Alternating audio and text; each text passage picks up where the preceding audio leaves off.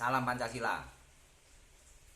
Saya mendapatkan informasi, saran, terus keluhan ya dari beberapa masyarakat yang mewakili umat Islam. Ya, mereka marah, mereka kesal, dan itu hak mereka sebagai warga negara. Ya, bahkan mereka menganggap pemerintah terlalu lambat. Akhirnya mereka beropini, ada apa ini? Ya, mereka bahkan siap jihad.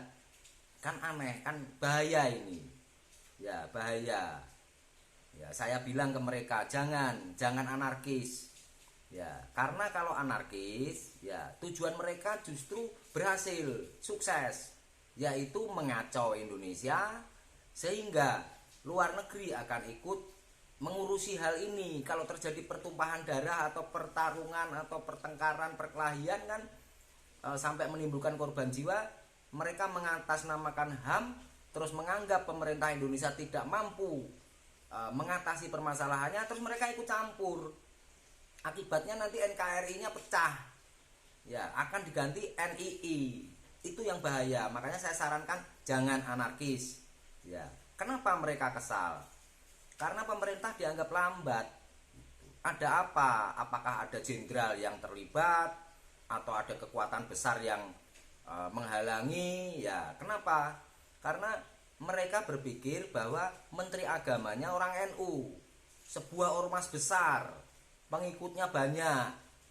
Ya, terus Menko Polhukam Pak Mahfud MD itu kan mengurusi politik, hukum dan keamanan. Ya, itu orang NU juga. Ya, dianggap kenapa lambat gitu. Ya. Jadi saya jelaskan ke mereka. Artinya apa? Jangan mengambil langkah-langkah sendiri. Itu akan mengacau nanti. Ya. Apalagi mereka bilang Pak Mahfud MD sebagai Menko Polhukam ya bilang tidak bisa izin pesantren itu dicabut. Ya memang betul ya kan. Ketika ada pesantren yang melakukan kesalahan dalam hal apapun, misalnya kalau Al Zaitun ini kan kesalahan dalam hal ajaran, ya ajaran gitu. Ya, ada pesantren yang kesalahan dalam hal kekhilafan kiainya atau kekhilafan ustadznya atau gurunya. Ya, kan tidak serta-merta terus izinnya dicabut. Ya, yang salah itu gurunya, yang salah ajarannya.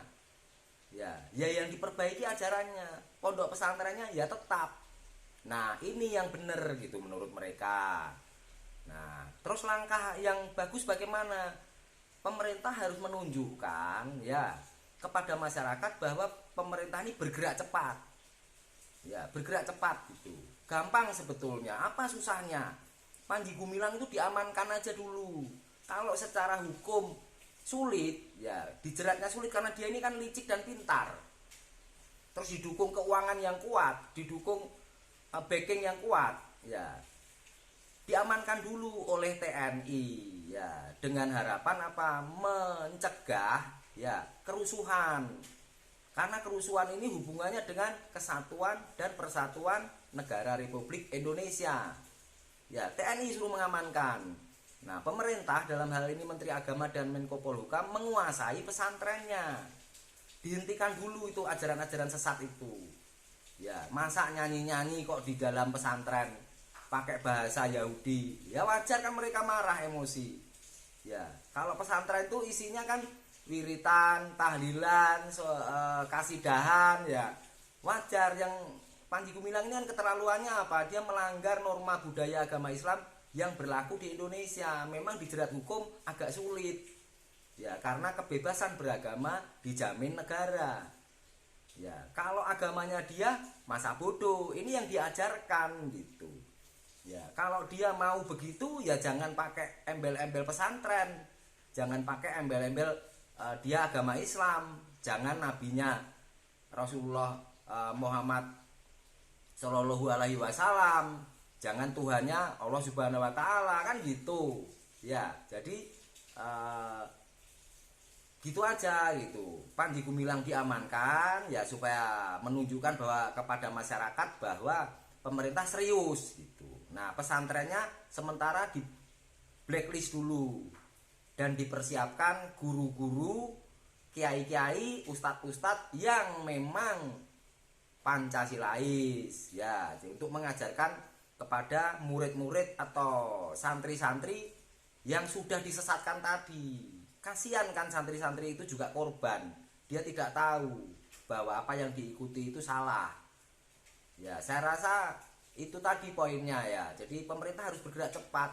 Takutnya ini tanpa dikomando, ya masyarakat Muslim bergerak gitu. Ya, bahaya ini menurut saya untuk kesatuan dan persatuan Indonesia. Gitu ya. Merdeka.